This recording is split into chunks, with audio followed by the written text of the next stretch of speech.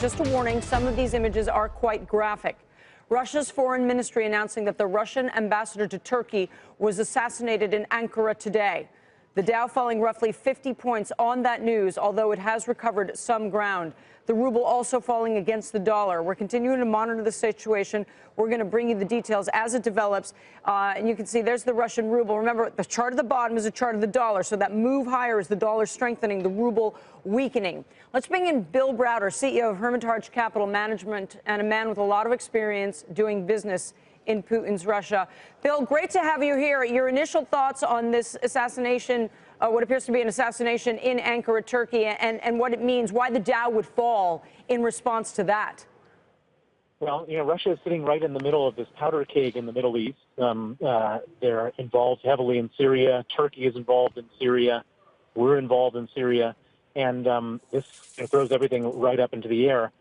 We should all remember that it wasn't long ago that Turkey shot down a Russian plane and put the two countries almost at the foot of war. And so they found a way to kind of come back to the table and are friends of sorts. But I'm sure that there'll be a lot of pressure on Putin and his people to have some type of really tough response to this. And depending on who did it and how it was done, that might put everything into play in this part of the world. Tell me if I'm being an overly dramatic TV anchor when I ask you the following question. This happens, and you get this real kind of Franz Ferdinand fear feel about whether or not this is some kind of event that can trigger something much bigger. Am I overstating it?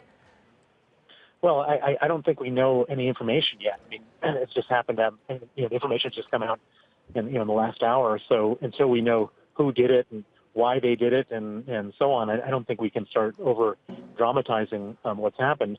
But what we shouldn't forget, though, that Turkey is sitting in the middle of a powder keg right now. It's right there with Russia next to Syria, and there is a big mess in that part of the world where anything could happen. And so if all the worst came to the worst, who knows? But I think it's way too early to start making predictions. And Bill, we know that you're not living and working in Russia anymore. You're forced basically to flee the nation a couple of years ago, and that your attorney and former partner was beaten to death in a Russian jail. So obviously you've got a long and very difficult history with that nation.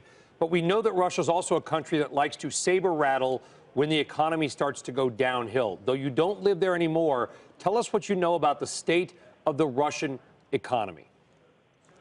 Well, so the Russian economy is basically a one commodity economy. It's an oil country. When oil prices were high, they could live very comfortably, and people could enjoy their standard of living. When oil prices have collapsed, that's created a real problem. And what you should understand about Putin is that he's basically been running a kleptocracy on top of this whole thing. And so he and his people have been taking all sorts of money from the country over the last 17 years.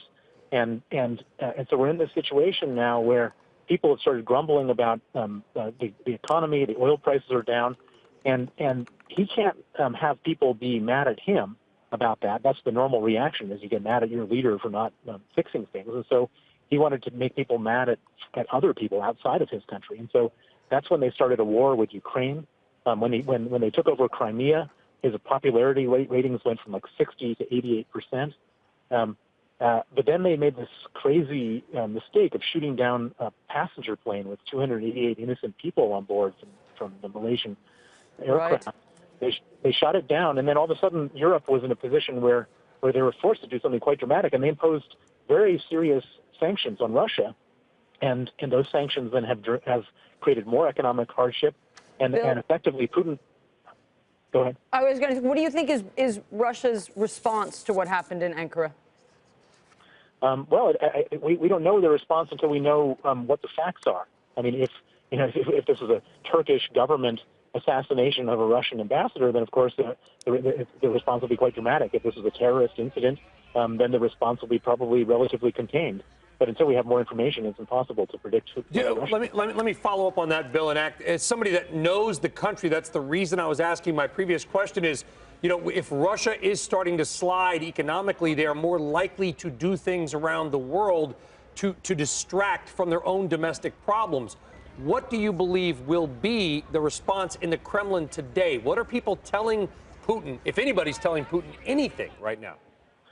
Well, I think they're just waiting for the facts. So I mean, what you should understand is that the Russians are already at war in two countries. They're at war in Ukraine. They're at war in Syria. They're at war because the economy is bad, and they will continue to be at war and starting other conflicts in other places in the world as long as as long as their economy is not good. And so what's happening today, I think, is absolutely premature for anyone to talk about it until we know the facts. But you can be pretty well assured that anything that makes them look weak, they're going to act out on. That's how he does stuff. He's the strong man. He's the nationalist. He wants to be seen as tough by his people. Hey there, thanks for checking out CNBC on YouTube. Be sure to subscribe to stay up to date on all of the day's biggest stories. You can also click on any of the videos around me to watch the latest from CNBC. Thanks for watching.